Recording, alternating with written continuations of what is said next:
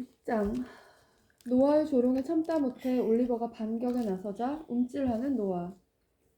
한 달간의 시험 기간이 끝나고 올리버는 정식으로 도제가 되었다. 딱 이 시기에는 병이 나기 좋은 계절이었다. 상업적인 용어로 말하자면 관 판매가 오르는 때였다. 올리버는 몇 주 만에 상당한 경험을 얻었다.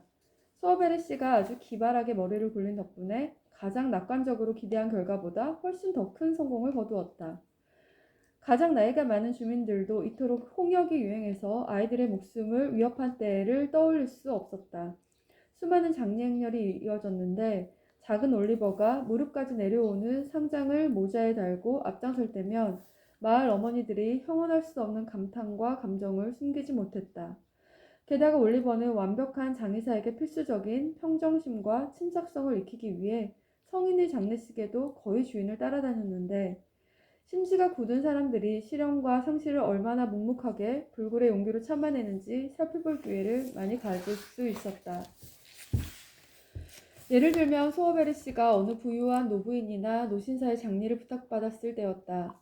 고인이 아파서 누워있을 때는 남녀 조카들이 엄청나게 많이 몰려들어 아주 슬퍼하며 공공연하게 슬픔을 내보이다가도 장례를 치를 때가 되면 자기들끼리 명랑하게 흡족해하며 마치 아무런 일도 벌어지지 않은 것처럼 자유롭고 쾌활하게 떠들어대며 행복해했다. 남편들도 가장 영웅적인 차분함을 내보이며 아내를 잃은 슬픔을 견뎌냈다.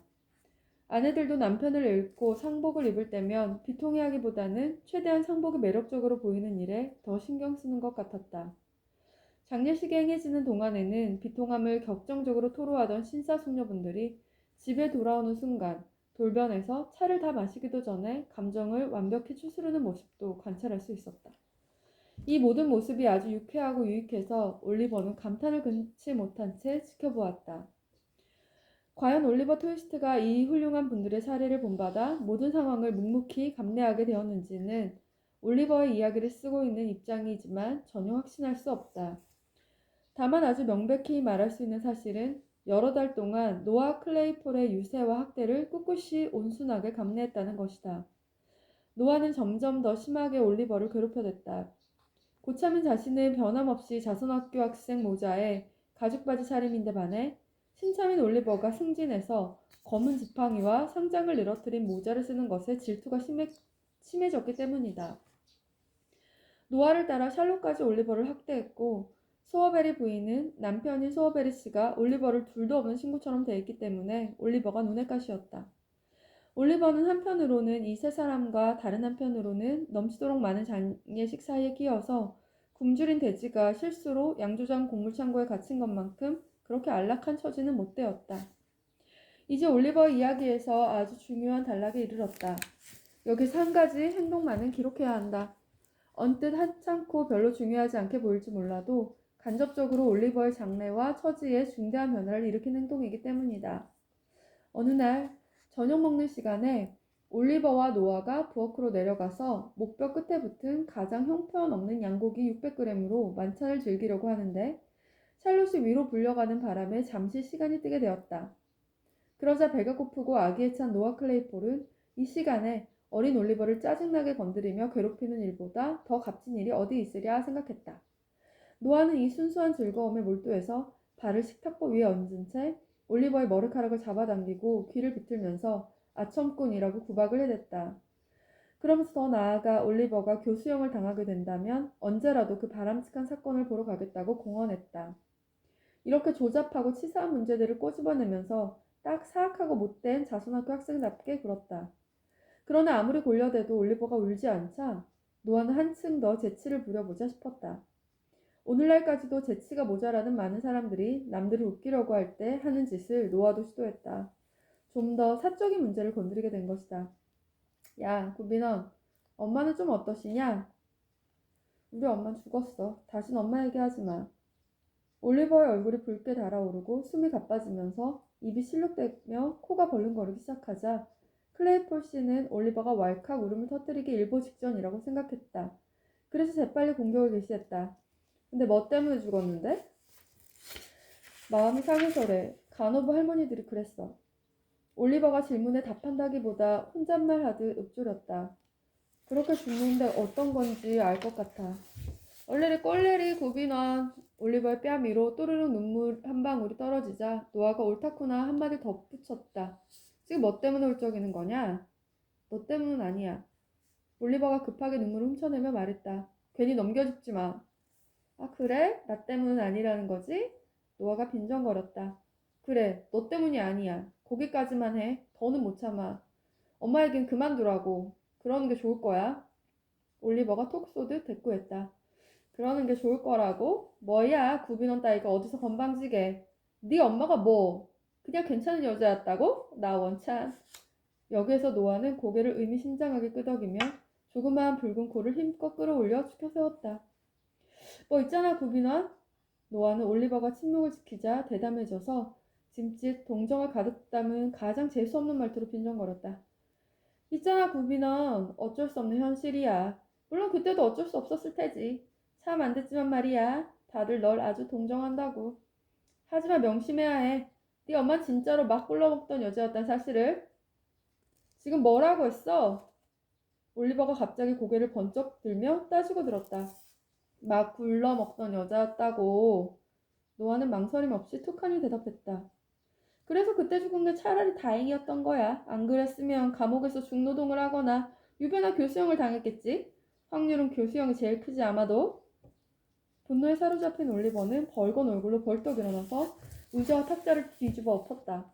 그러고는 엄청난 기세로 노아의 멱살을 잡고 이가 딱딱 소리를 내며 부딪힐 정도로 마구 흔들어대다가 온 힘을 다해 주먹을 날려 노아를 바닥에 내동댕이 쳐버렸다. 1분 전까지만 해도 거친 조롱에 잠자코 유순하게 기가 꺾인 듯 보이던 아이가 기세 좋게 덤벼들었다. 죽은 엄마가 잔인하게 모욕받자 더는 참을 수 없이 피가 들끓게 된 것이다. 올리버의 가슴이 들썩거렸고 허리가 꼿꼿해졌으며 두 눈은 형형한 빛을 내뿜었다. 사람 자체가 완전히 돌변해서 발밑에 쭈그린 채 누워있는 비겁한 가해자를 죽일 듯이 노려보았다. 이전에는 결코 볼 수 없었던 기백을 내보이며 노아에게 맞선 것이다. 얘가 날 죽이려고 해요. 노아가 울먹이는 소리로 외쳐댔다. 샬롯, 마님! 이 새파란 녀석이 날 죽이려고 해요. 도와줘요. 사람 살려. 올리버가 미쳤어요. 샬롯! 노아가 자지러질 듯 외치자 샬롯이 크게 비명을 질렀고 소어벨의 부인은 더 크게 비명을 내질렀다.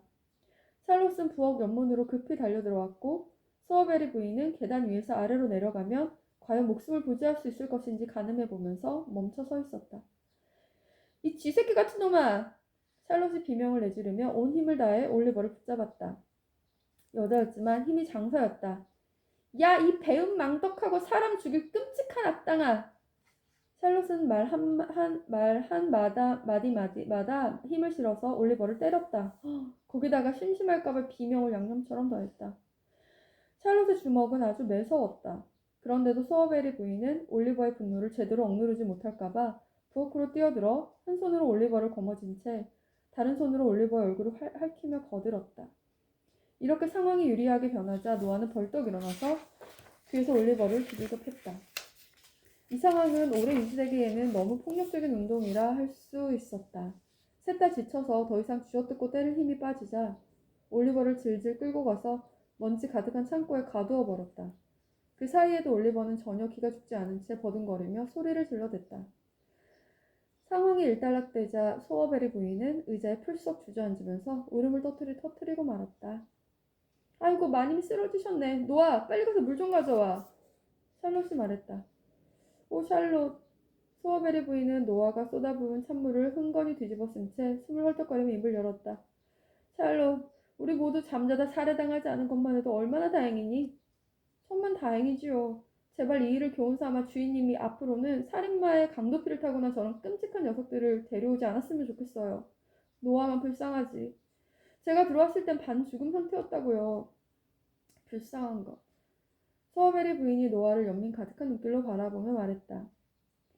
노아는 조끼 맨 위 단추에 올리버의 머리끝이 닿을 정도로 키가 더 크면서도 소어벨의 부인의 동정을 받자 금세 소매 안쪽으로 눈가를 훔치면서 거스스로 눈물을 찍어대며 코를 훌쩍이는 연기를 내보였다.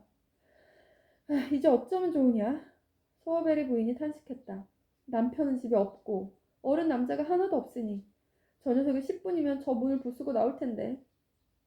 때마침 올리버가 문제의 그 나무 문을 온몸으로 거칠게 부딪히는 소리가 들렸다. 금방이라도 우려하는 사태가 일어날 것 같았다. 에그머니, 정말 어쩌죠? 경찰이라도 불러야 할까요? 샬롯이 물었다. 아니, 군대를 부르죠. 클레이폴 씨가 끼어들며 의견을 냈다. 아니야. 소어베리 부인이 올리버의 옛 지인을 떠올리고는 말을 이었다. 노아, 얼른 범블씨에게 달려가서 당장 모시고 와. 1분도 지체 말고 모자는 안 써도 돼. 어서 뛰어가면서 멍든 눈에 칼을 대고 눌러. 붓기가 가라앉을 거야. 노아는 대답도 없이 전속력으로 달려나갔다. 거리의 사람들은 웬 자선학교 아이가 모자도 쓰지 않고 눈에 주머니 칼을 댄 채 헐레벌떡 거리를 내달리는 모습을 보고 화들짝 놀랐다.